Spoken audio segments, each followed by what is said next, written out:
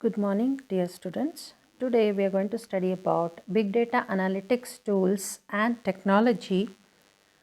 So, what tools we are going to use in big data for analytics of the data, that we are going to study today.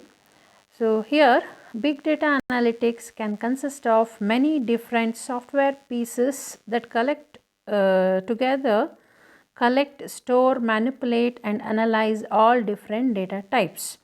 So, these tools will collect the data, store the data, manipulate and analyze the different types of data which are gathered from the different devices. Generally, the industry looks to the 5 V's to categorize big data. Actually, initially it was 3 V's. It was only velocity, volume and variety. But now it is increased as the amount of data processed is increased, as the technology is evaluating, the V's are also increased. Now it has become 5 V's. Those 5 V's are velocity, variety, volume, value and veracity. So what are they? Velocity refers to how quickly the data is being collected and analyzed. It depends on it talks about the speed of the processing or analyzing of the data. Variety, it refers to the different types of data, the varieties of data. Volume refers to the scale of the data, the amount. Then the value refers to the ability to transform huge data into business. Then veracity means it refers to source reliability, information credibility and content validity. So here I have given you a diagram to demonstrate the same. So let us see what are these different 5 V's.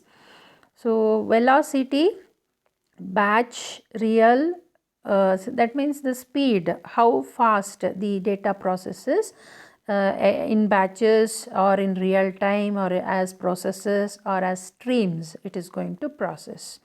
Then the volume. So volume means how much amount of data in terms of terabytes, records, transactions or tables or files. Then variety. So here variety means the different types of data, whether it is a structured data, semi-structured data, unstructured data or probabilistic data. Then value. So value, as we discussed here, it refers to ability to transform huge data into business. So how the huge data is transformed into business. So like statistical data, events, correlations, hypothetical data. So these are different values. Then veracity. Veracity means the credibility or the authenticity of the data. So veracity means trustworthiness, this one, trustworthiness, authenticity, origin, reputation, availability and accountability. Veracity talks about all these things. So these are the different 5 V's which comes in big data analytics. Next we are talking about the sources of the big data. So sources can be the machine data, transaction data, social data, enterprise data. So these are the different sources of the data. So machine data is generated by the IoT devices and it is usually unstructured. We have seen this before. The IoT devices, which are nothing but the smart objects which generate the data in real time, and they are unstructured data.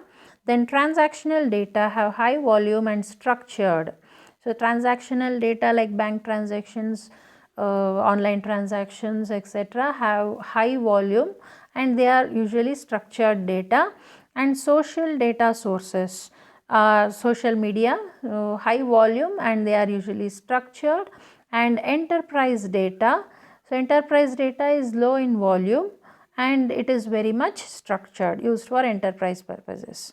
The data ingest is the layer that connects data sources to storage. So all these data sources can be connected through the data ingest. It pre-processes, validates, extracts and stores the data temporarily for further processing. The new database technologies that have strengths and potential drawbacks when used in IoT context. So, like big data analytic tools are having both strengths, are having very much strength and capability to manipulate and analyze and store the big data. But the big data which is generated by IoT devices to work with IoT context, these have a few drawbacks. So, the three most popular of these tools are massively parallel processing systems, NoSQL and Hadoop. So, these are the three most popular categories of tools of big data which can be used in IoT context. So, let us see them one by one. Okay, let us look into massively parallel processing databases. In short, they are called as MPP. So, enterprises have used relational databases, that is in the tabular form, for storing the data for decades, right. Enterprises were using tabular form of databases for storing from a long time. Relational databases are grouped into data warehouses. When that data, enterprise data, increased in volume, the data warehouses were used to store the data. And these data warehouses are the centerpiece of most of the data architectures. Even this MPP databases were built on the concept of relational data warehouses only. It is designed to be much faster, efficient and to support reduced query times. To accomplish this, MPP databases take advantage of multiple nodes, that means computers, designed in scale-out architecture. So, to accomplish all these faster, efficient and reduced query times, the MPP database take the advantage of different multiple computers which are designed in scale-out architecture. What is the scale-out architecture? It is the new hardware. So, it is a architecture where you can add new hardware and you can configure according to your necessity. So, that is scale out architecture. So, whenever you require more number of computers to be added, you can add them and you can configure them whenever there is a need. That is scale out architecture. Both data and processing are distributed across multiple systems. So, data and the processing are distributed in different systems. When it is distributed, the load on a single system will be reduced and faster execution will be there. So, these databases types process massive data sets in parallel because there are multiple processors, multiple nodes. So, parallelly the processing happens across many processors and nodes. An MPP architecture contains a single master node which is responsible for coordination of and management of all these nodes. There will be a single master node which is responsible for looking after and coordination of all the different nodes where the data is distributed for processing. It also operates in a shared nothing fashion. So, what is the shared nothing fashion? Shared nothing fashion is also called as loosely coupled fashion, with each node containing local processing, memory, IO and OS. That means, as I said, there will be multiple processors. Each processor will share nothing. That means they will have their own processor, they will have their own memory, they will have their own IO devices and they will have their own OS. Nothing, no resources will be shared by the main server. As we said, there will be a single master. So, it is only for coordination, it will not share the resources. So, it works in shared nothing fashion. All the processors will have their own processors, memory, IO devices and the operating system. They are not going to share anything from any resource from other nodes. The data storage is optimized across the nodes in a structured SQL-like format. So, it uses the structured SQL-like format. This allows data analysts to use common SQL tools and applications for processing the data. Hence, it will allow the users to use common SQL tools for processing this data. As a data stored on massive parallel processing systems must conform to this relational structure, it may not be only database type used in the IoT implementation, right? Because as we have seen, traditional RDBMS which uses SQL will not suit the IoT context, which we have studied in earlier classes, which will not suit the IoT context. So, MPP is based on SQL, so it may not be a only choice for IoT implementation. In contrast to massive multiprocessing systems, we have symmetric multiprocessing systems. It is only for your information. So, symmetric multiprocessing information means there will be multiple CPUs. As you can see, there are multiple processors. All processors will have common memory and common IO. It is shared. Okay, so main memory is shared and IO is shared. So, all processors will share the memory and the IO devices. So, there are multiple processors parallelly they will be processing, but they will not have their own memory and their own IO devices. Rather, they will share the main memory and the IO devices from the other system. It is in contrast with MPP. So, then MPP shared nothing architecture is like this. As I told, there will be multiple nodes. You can see there is node 1, node 2 and till node n, any number of nodes. As it is also a scale out architecture, you can go on adding the nodes according to your requirement, and there is a master host which will look after the coordination of all these nodes, and there is a standby master in case if this master host failure, then standby master will take the charge. And there are multiple nodes, node 1, node 2, node 1, node 2 till node n, and each node, as you can see, they have their own storage, they have their own processor, they have their own IO devices. So, this is MPP scale out architecture.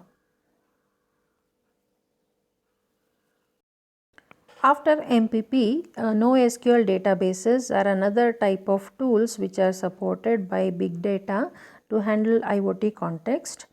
So, this NoSQL stands for not only SQL, is a class of databases that support semi-structured, unstructured and structured data. So, all types of data you can handle by data warehouses and massive parallel processing systems. NoSQL is not a specific database technology. Rather, it is an umbrella term that encompasses several different types of databases which include document stores. So, what is this document stores is, this is the type of database which stores semi-structured data, for example XML and JSON. What is this semi-structured data? Semi-structured data means it contains some semantic tags. It does not conform to a data model but has some structure. It is not a fixed schema. It does not have a fixed or a rigid schema. It is also portable. So, the examples are like JSON, XML, .csv files, tab limited files, etc. So, these are semi-structured data. Document stores generally have query engines and indexing features. So, they have query engines and indexing features which will allow many optimized queries. When we have these features, so our queries are optimized.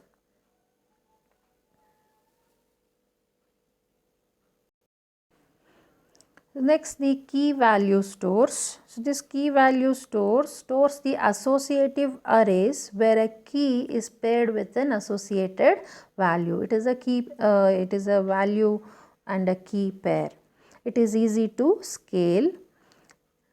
Then wide column stores. This is another type of NoSQL where it stores similar to key value store, but the formatting of the values can vary from row to row even in the same table. Then the graph stores. So graph stores are organized based on relationships between the elements. Commonly in the social media, so like relationships like friends to friends, and the community belong to a particular person, the albums belong to particular person, friends belong to particular person, friends of friends, like relations will be there, no, relationship will be there. So such kind of data will be stored by graph stores. And also natural language processing, which is also the data of relationships where the connections between data are very relevant. Social media data and natural processing data are stored with graph stores. Next is the Hadoop. Hadoop is the most recent entrant into the data management market. It is a kind of NoSQL. Most popular choice, this is the most popular choice as a data repository and processing engine. It is used for both storage and processing. Hadoop was developed initially by a project at Google and also Yahoo, and the original intent of Hadoop was index millions of websites and quickly return search results. So it was designed, Hadoop was designed for indexing originally, and it is open source search and it will search results for open source search engines. Initially the project had two key elements, one is HDFS and the other one is MapReduce. HDFS is Hadoop Distributed File System. Hadoop Distributed File System is a system for storing data across multiple nodes in a name node and data node architecture. We will see what is this name node and data node architecture. And MapReduce is a distributed processing engine that splits large tasks into smaller ones that can be run in parallel. So let us see both of them. A MapReduce algorithm contains two important tasks, namely map and reduce. So MapReduce is not a single operation, it is a combination of two operations. One is map, the other one is reduce. So reduce task is always performed after the map task.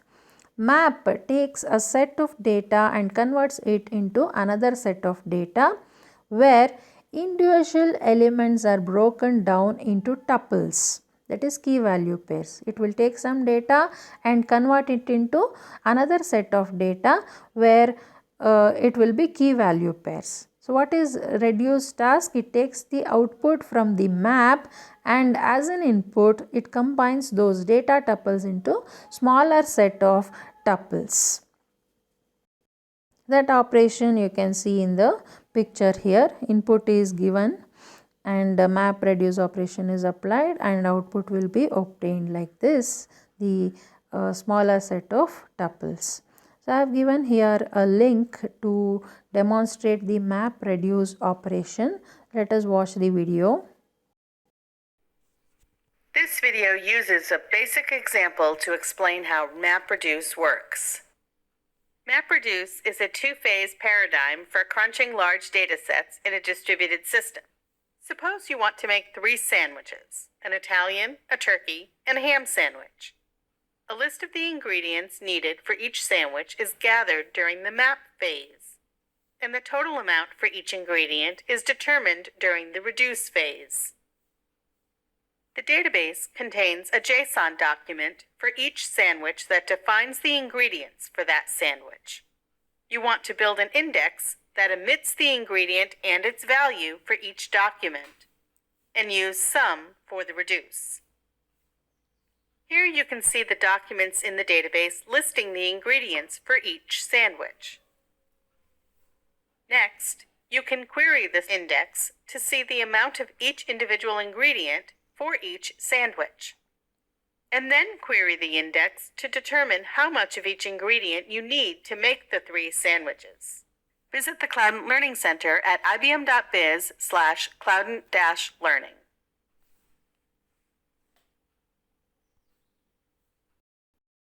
Okay, that is how the MapReduce work. So here we are looking at the distributed Hadoop cluster where you can see the name node and the data nodes, so which we have seen in the previous slide. So what is this name node? Name nodes are the critical piece of data which adds, moves, deletes and reads the data on the HDFS. So it performs some operations on the data like adding the data, moving from one location to another location, deleting and reading on the HDFS, and also they coordinate where the data is stored and maintain a map of where each block of data is stored and where it is replicated. So where the data is stored, whether the data is stored in rack 1, rack 2, rack 3 or any other rack, and how many times it is replicated, where and all, which location it is replicated, that also will be kept track by these name nodes. So replication of data is done for the backup. The name node takes write requests from the clients and distribute it through this distribution switch. It will distribute it to the different nodes, different racks here. Of the sizes, usually it will be of 64 MB or 128 MB blocks, and it is the name node is also responsible for instructing this data nodes where that replication should occur. So where that replication should occur, whether in this rack or any other rack, where exactly the data replication should occur will also be told by the name node to the data node. So this is the name node, and the data node are the servers which are where the data is stored and at the direction of the name node. So where the data is stored, that is the data node, and data will be stored by the directions of the name node. So it is common to have many data nodes in a Hadoop clusters to store the data. So we have many data nodes. Data blocks are distributed across several nodes. So here among these several nodes, data is distributed and also replicated in multiple locations, usually 3 locations or 4 locations or sometimes more than 4 also, across nodes for redundancy, for backup. So once the data is written to one of these data nodes, the data node selects 2 or more additional nodes based on replication policies. So when this distribution switch passes the data here, this name node will direct the data node to store in any of the racks. Suppose the data is stored in this rack, then data node will also check where it should be replicated, whether it should be replicated in rack 3 or nth rack or in rack 2. That will be decided by the data node to ensure the redundancy across the cluster. So these are the points which I discussed just now about the name nodes and data nodes. So here you can see writing a file to HDFS. So here the client writes the data to the name node space, namespace and block management. It will distribute the data to different racks, and you can see here the different data are in different colors, one in red, two in green, and third is in yellow. Then here one is stored here and it is replicated here and here in the rack 3 twice. Similarly, node the data 3 is stored in rack 1 and it is replicated in rack 2 twice and once in rack 3. Similarly, the second data. So in order to summarize this concept. I have given you a link here. So let us watch the video.